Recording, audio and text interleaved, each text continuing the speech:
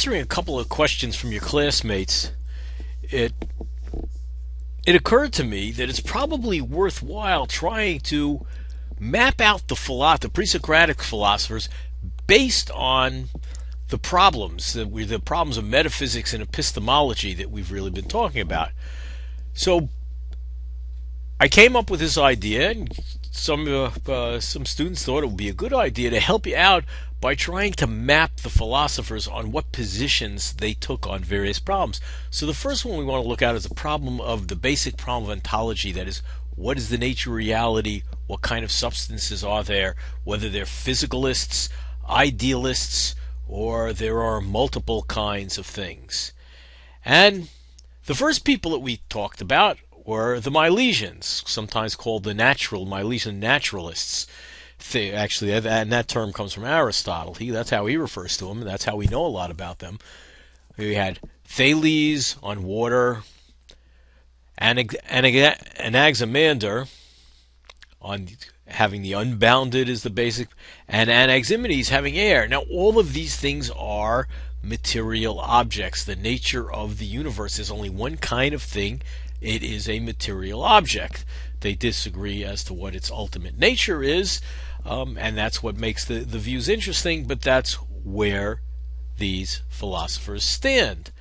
Next philosopher we go to is Pythagoras, an idealist. Everything that exists is an idea, a concept, a mental thing. Ideas, numbers, triangles.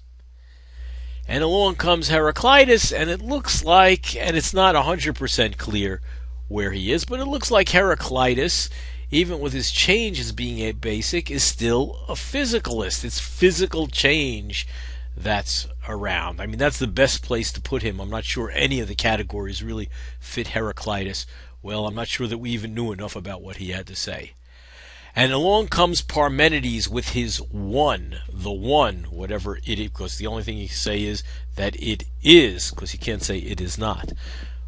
But the one it's an idealist position. It's the only thing that exists. There's only one kind of thing that exists, and it looks like it's got to be a concept. But very bizarre sort of position, and as a result of that, I'm also putting Zeno in that same category. Democritus, the guy with the atoms down on the lower right hand corner, clearly a materialist. That is, it's the material that does it.